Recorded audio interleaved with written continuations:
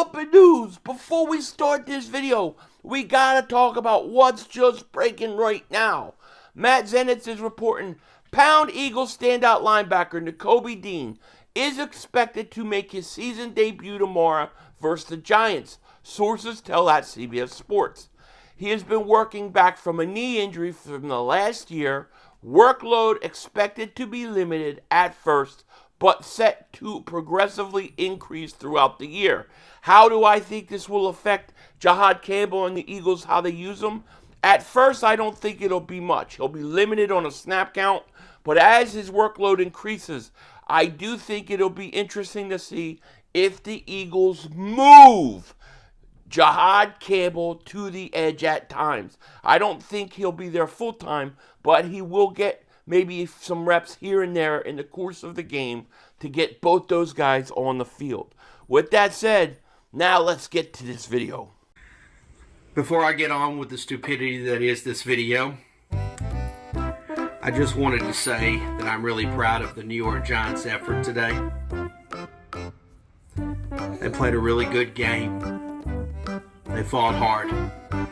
And unfortunately, I'm standing here in front of you now in a tutu, getting ready to sing Fly Eagles Fly.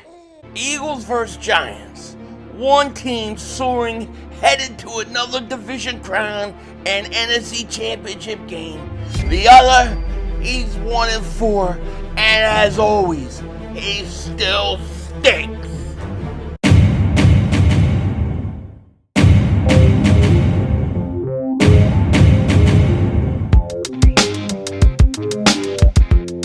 Dallas still stinks.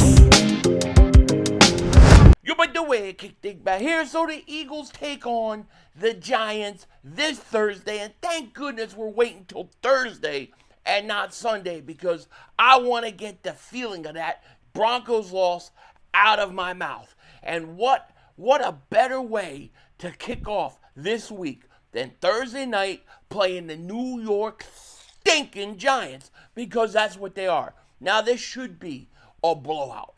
This should be a double walking of the ass by the Philadelphia Eagles. However, when it comes to division records, when it comes to division games, when it comes to all that, you could throw records and who's done what. You could throw it all out the window, because the truth of the matter is this. The Giants-Eagles, those games sometimes go really weird and get really crazy. So, what am I saying to you?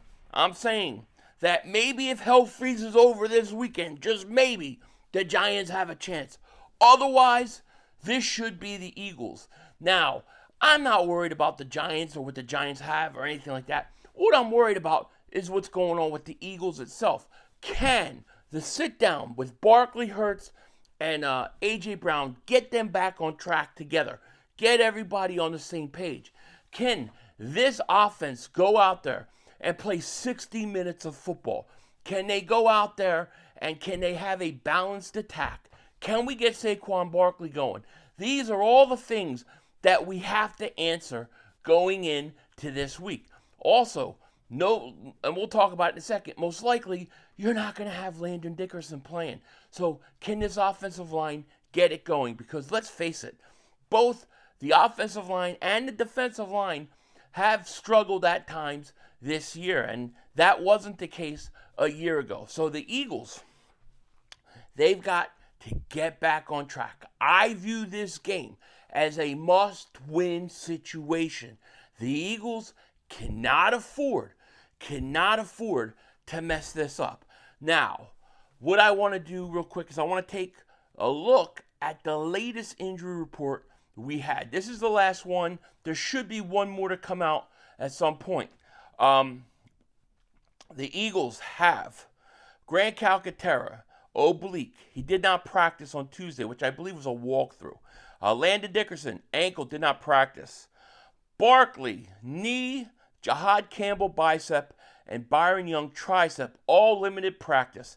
Now, Barkley is saying he is going to play this weekend.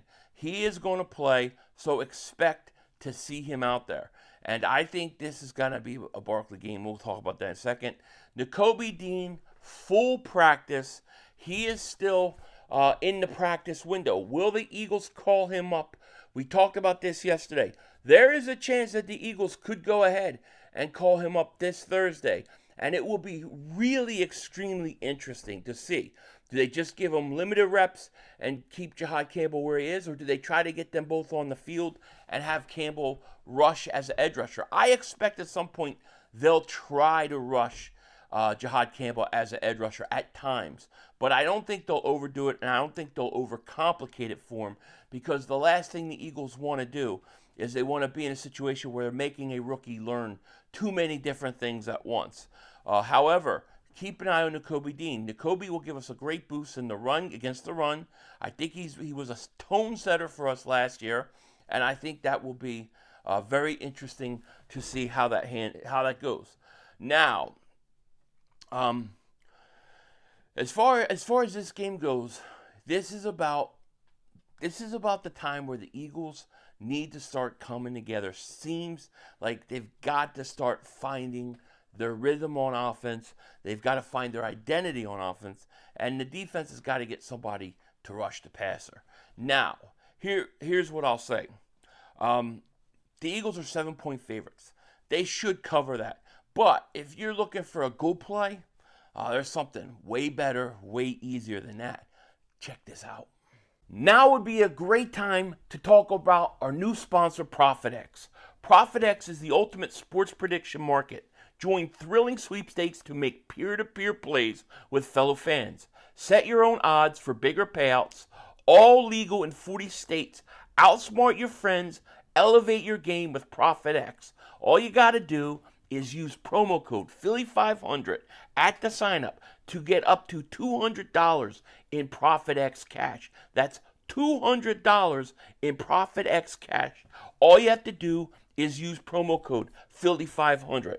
Must be of legal age. Void where prohibited. Start now at ProfitX. All right, so when you look at the Eagles-Giants game Thursday, a lot of people will tell you division games, you've got to throw the records away. You never know how it's going to go. And in some regards, I do think that's true. And Giants-Eagles have always tended to be weird with weird fourth quarters. But the Eagles are 7-point favorites.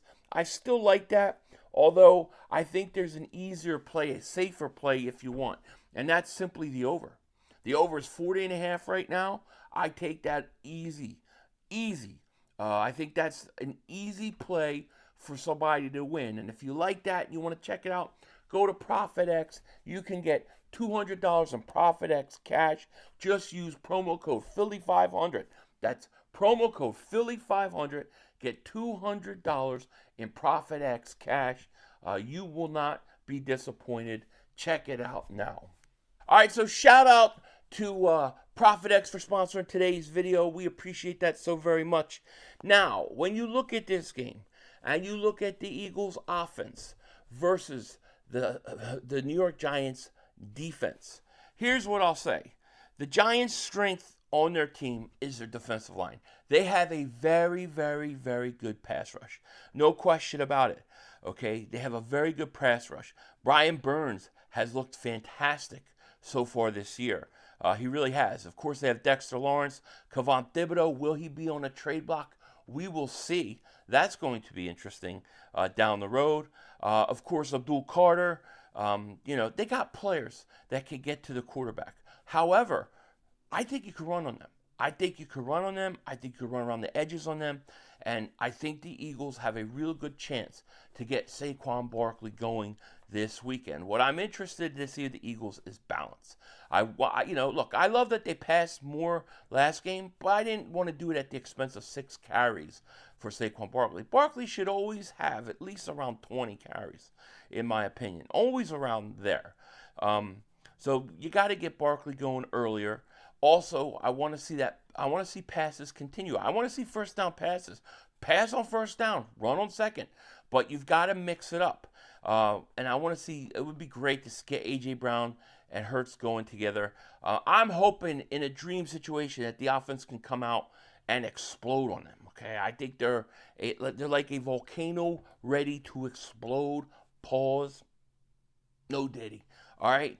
Now, when you look at the Eagles' defense and the offense of the New York Giants. I mean, I don't know how else to see this, but other than a huge advantage for the Eagles. And what I mean by that is this. All right, Jackson Dart, he's going to start. He has a hamstring issue, but he said, yeah, I'm pretty much going to start this week. So I think, being that he's only playing, his third start, this should be a situation where Vic Fangio can really show him things on defense that trick him, maybe forces some turnover. And then I think, he is going to take off and run as often as he can when he doesn't trust what he's seeing. So that's where we're going to have to stop him. Don't let him take off. Don't let him extend plays and run, because I think that's really the only place he can be dangerous. I don't think they're going to beat us with their weapons and their passing game. Darius Slayton may not even play. Their right tackle may not even play. Of course, they had tragedy of losing Malik Neighbors, which it's just horrible. But he is gone. So I don't sweat their passing game. I most worry about Jackson Dart and his ability to run when the play breaks down. Of course, they got scam. I don't think it's a scam, but whatever. Cam Scatterbo. Look, I think he's one of those guys that if he's on your team, you love him. If he's not on your team, probably gets on your nerves.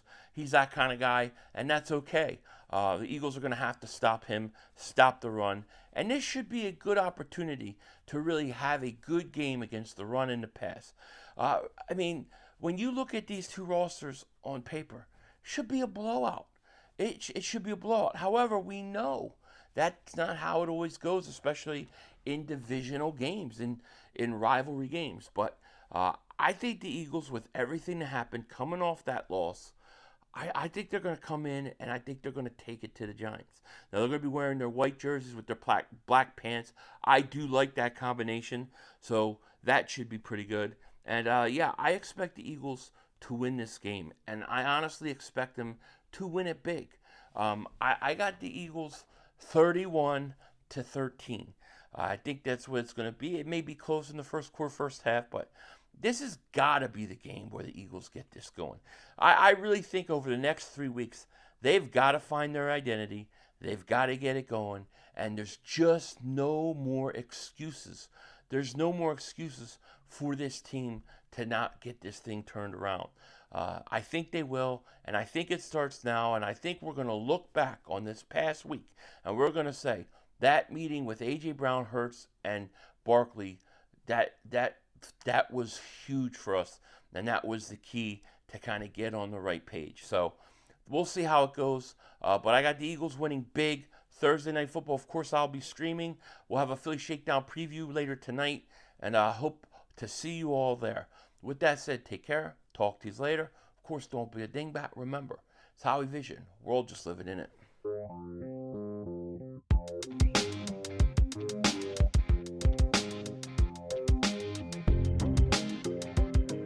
There's a guy out there probably sitting in his swamp in his little trailer park somewhere. He's probably eating a mayonnaise sandwich, and he's fuming. His name is Bizzle. Hey, yo, Bizzle. So Bizzle put on a tutu and sung Fly, Eagles Fly. Check it out. Fly, Eagles, fly. On the road to victory. Fight, Eagles, fight. Score a touchdown, 1, 2, 3. Hit 'em low, hit 'em high, and watch our Eagles fight. Fly, Eagles, fly. On the road to victory. E-A-G-L-E-S-E.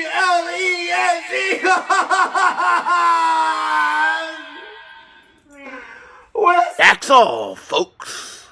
The brother screwed us.